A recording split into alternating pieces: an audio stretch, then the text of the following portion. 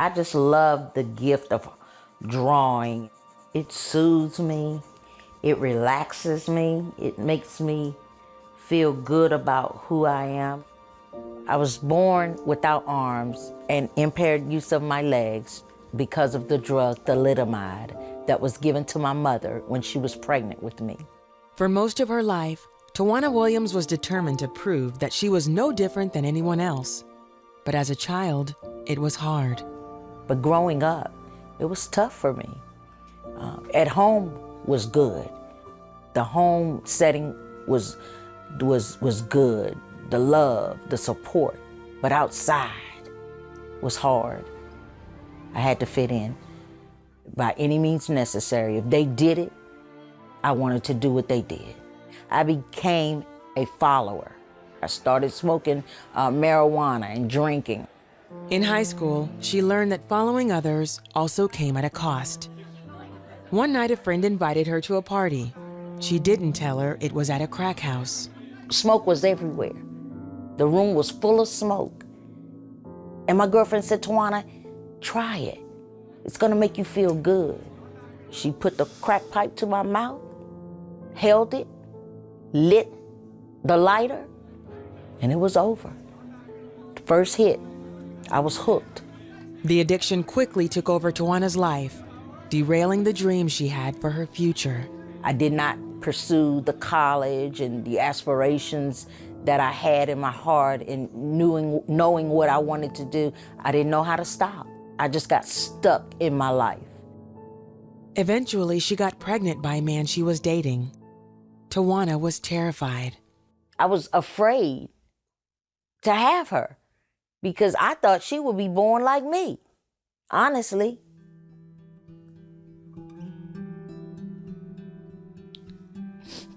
When she was in my stomach, I was like, should I abort this baby? Or should I have this baby? For the sake of her baby, she stayed off the drugs, and her daughter April was born healthy. How am I gonna take care of her? I don't have arms. How am I gonna take care of a baby? But I did it. I figured it out. Though Tawana was a good mother, she still struggled with occasionally getting high. Eventually, she started dating a childhood friend, Toby, who was also in the Air Force. He saw beyond her physical appearance and her addiction. I really didn't look at her as not having arms. I looked at her as being another person. I know that she was a good person on the inside. They talked about marriage, but he told Tawana she had to get clean first. He kept talking to me. He kept praying for me. In the back of my mind, I knew that one day I'd be set free, that it would be over. The drugs would be history for me. I knew it. When Toby was deployed to Saudi Arabia for 30 days, he gave Tawana money to take care of bills while he was away. But the temptation was too great. I betrayed Toby, yeah. It was sad. It was hard. I was fighting to not get high, but I did it. When Toby returned home, Tawana couldn't hide the truth. I was devastated, but he knew. When he looked me in the eyes, he knew. Toby knew. That night, we cried, we prayed. I cried out to God. I said, God, if you're real, you gotta help me. I can't do this anymore. I said, I want you to either kill me in my sleep or deliver me from this lifestyle, from these drugs, from this crack addiction. I had an encounter with God that night and went to sleep, and it was done. The addiction was done. God delivered me instantly. Tawana never touched drugs again. She and Toby were married. They also started going to church, and Tawana surrendered her life to Christ.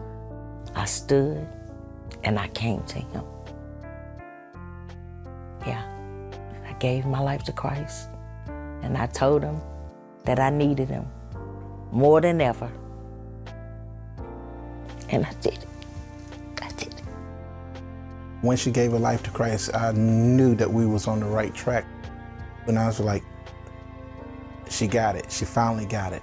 She started to understand how much God loved her.